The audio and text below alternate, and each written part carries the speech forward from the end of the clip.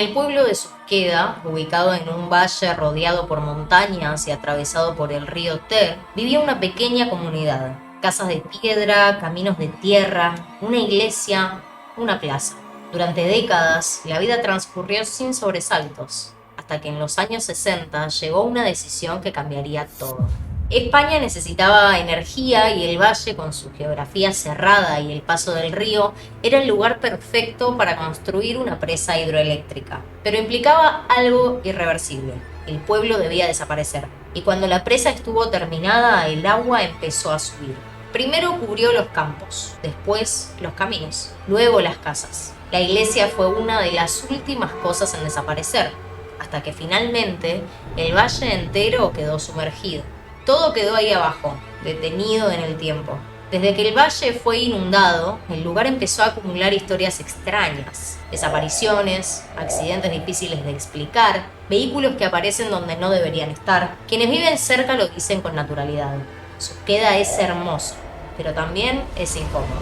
Y durante décadas, el pantano demostró algo inquietante. Cuando algo desaparece en Susqueda, puede tardar mucho tiempo en volver a aparecer. Agosto de 2017, España. En Cataluña, el verano empieza a retirarse sin avisar. No hay urgencia en el aire ni sensación de peligro. Son días largos, tibios, de esos en los que una escapada corta parece suficiente para romper la rutina sin pensar demasiado.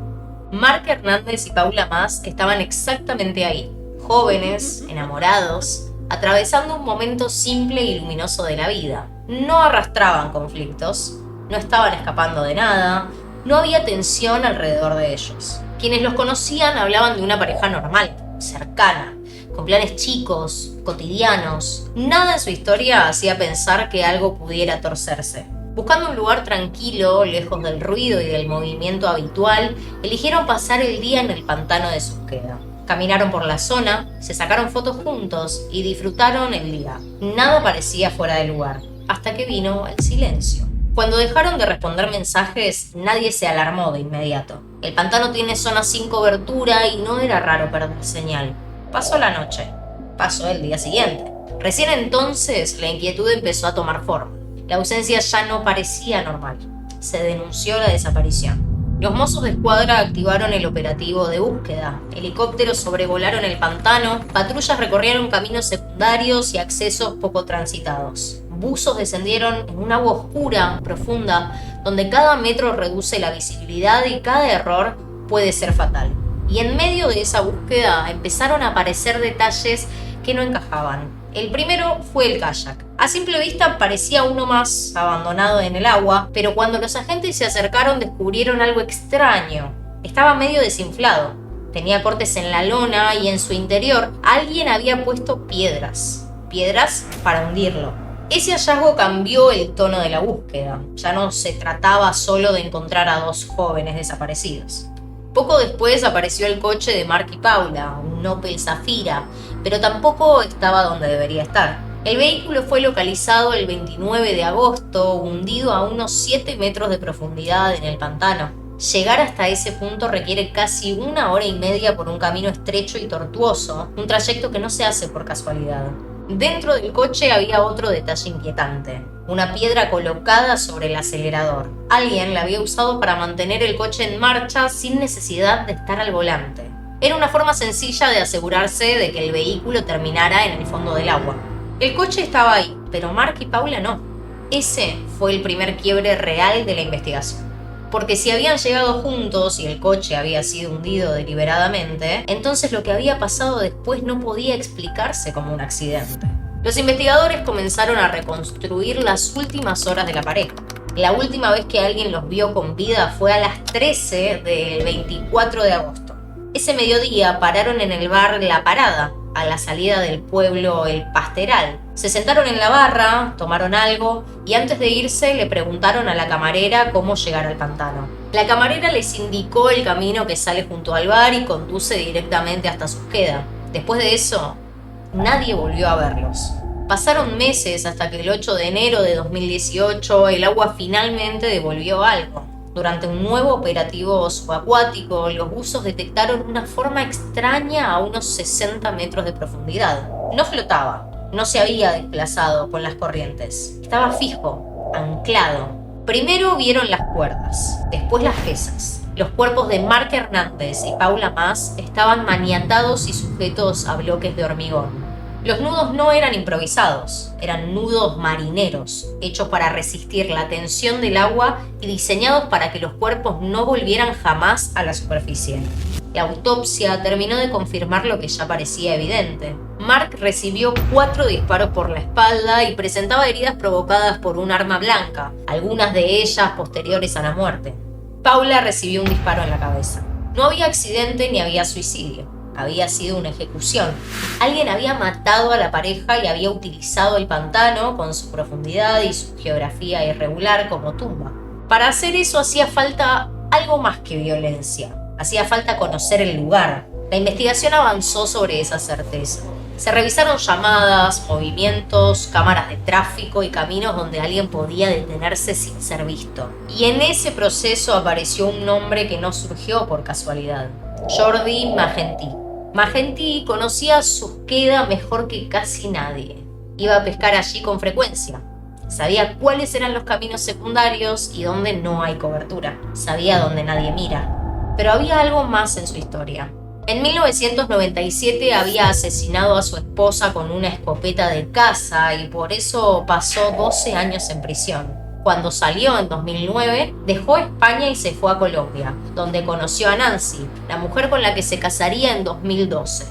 Años después regresó a Cataluña y retomó una rutina aparentemente tranquila en Anglés: café en el bar del pueblo, paseos con un familiar al que cuidaba y salidas frecuentes a cazar o pescar en el pantano. Incluso después del crimen continuó con esa rutina. Cuando los mozos lo interrogaron por primera vez, Magentí negó haber estado en Susqueda ese día, pero la versión duró poco. Las cámaras de tráfico de rutas cercanas mostraban su vehículo circulando por la zona. Frente a esa evidencia, Magentí cambió su relato. Admitió que había estado ahí, pero dijo que fue solo un momento y por un motivo sin importancia. No explicó el error, simplemente ajustó la historia. Para sostenerse, presentó una coartada. Aseguró que ese día había estado con su esposa, una mujer colombiana llamada Nancy. Ella fue localizada en Colombia. Había viajado justo el día en que el auto de la pareja había sido encontrado, por lo que las autoridades decidieron que sea trasladada a España para declarar. Viajó y respondió a las preguntas, pero su testimonio no logró cerrar los horarios ni explicar todos los movimientos. Todo quedaba incompleto. Finalmente Nancy quedó liberada y volvió a su país. Mientras la investigación avanzaba, los mozos detectaron que Magentí estaba organizando un viaje a Colombia. Con esto consideraron que existía riesgo de fuga y para evitar que abandonara el país lo detuvieron como principal sospechoso del doble asesinato. Ya en prisión apareció uno de los momentos más inquietantes de todo el caso. Magentí compartía celda con otro interno. La convivencia entre los dos era difícil, discutían seguido. El otro preso era cazador y en una de esas discusiones desmontó una de las historias que Magentí repetía con frecuencia. Él aseguraba haber oído disparos en el pantano el día del crimen y decía que seguramente se trataba de cazadores, pero el compañero de celda sabía que eso no era posible. En agosto no hay batidas de caza en Susqueda, nunca. La discusión fue subiendo de tono. Durante un momento pareció que iban a llegar a las manos y entonces Magentí dijo algo extraño. Salió al patio, fumó, volvió a la celda y empezó a hablar. Dijo que desde hacía tiempo ayudaba a su hijo a cuidar una plantación de marihuana en Saint-Martí-de-Ter, que él se encargaba de vigilar la zona. Contó que el 24 de agosto había hecho varios viajes al pantano con su Land Rover y que al regresar de uno de esos recorridos descubrió algo. Su hijo había matado a 2 jóvenes. Según su relato, los sorprendió cerca de la plantación y les disparó. Magentí empezó a dar detalles, demasiados detalles. Dijo que a Mark le dispararon varias veces por la espalda, que a Paula recibió un disparo en la cabeza. Contó que él mismo trasladó los cuerpos hasta el pantano, que los desnudó, que repartió sus pertenencias en mochilas llenas de piedras para que se hundieran, que los ató con cuerdas de kayak, que los sujetó a bloques de hormigón, que eligió un punto del embalse donde sabía que la profundidad superaba los 60 metros y que después se encargó de hacer desaparecer el coche. El otro preso lo escuchó en silencio hasta que le preguntó por qué había ayudado a su hijo en encubrir el asesinato. Magentí respondió sin dudar. Dijo que años atrás había matado a la madre de su hijo y que por eso sentía que tenía una deuda con él. Sintió que tenía que ayudarlo. El relato llegó al director de la cárcel del Monte de las Balsas y los mozos se trasladaron al centro penitenciario para interrogarlo. Fue un interrogatorio duro, incisivo, en el que Magentí aportó detalles que no habían trascendido en los medios. Aún así, los investigadores no le creyeron. Detectaron que en un intento desesperado por justificar un posible hallazgo de ADN, se estaba colocando a sí mismo en la escena del crimen, manipulando los cuerpos. Se incriminaba sin darse cuenta. Pero no había prueba física directa, ni ADN concluyente, ni imágenes, ni señales de telefonía móvil. La Unidad Central de Personas Desaparecidas descartó a las otras 7 personas que habían estado esa mañana en la zona. Según los mozos, solo Magentí podía acceder a ese punto sin dejar rastro. Estuvo allí esa mañana, regresó los días posteriores, intentó usar a su mujer como coartada, su coche dejó huella y aparecía en una fotografía de excursionistas. Era el lugar al que siempre acudía a pescar. No hay ningún motivo, reconoció el fiscal. Fue un encuentro casual que duró apenas unos minutos. El caso llegó a juicio, pero el pantano volvió a imponer su lógica. No apareció el arma, no hubo testigos directos, no se pudo reconstruir el momento exacto del crimen. Faltaba la pieza que cerrara el círculo, y sin esa pieza, la justicia no pudo avanzar. Jordi Magentí fue absuelto.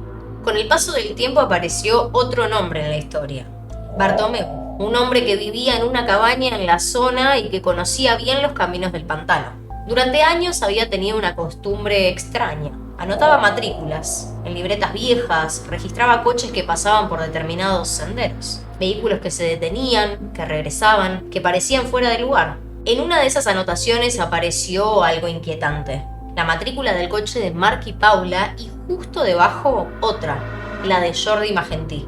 Al lado había una frase escrita a mano, 2 palabras: no fiarse. Bartomeu murió poco después. La autopsia habló de un infarto, pero quienes hablaron con él antes recuerdan algo que dijo al referirse al pantano. Una frase breve: Jordi Magentí fue absuelto, no porque se demostrara que era inocente, sino porque no se pudo probar sin ninguna duda que era culpable. Es una diferencia mínima en las palabras, pero enorme en lo que deja este caso. Porque cuando se revisa la historia completa, la sensación es inevitable: que la investigación llegó hasta la puerta correcta, pero nunca consiguió la llave para abrirla. Hoy, el doble asesinato de Marc Hernández y Paula Mas sigue sin culpables condenados y el pantano de Susqueda vuelve a quedarse con algo más. Esta vez, no con un pueblo fantasma, sino con la verdad.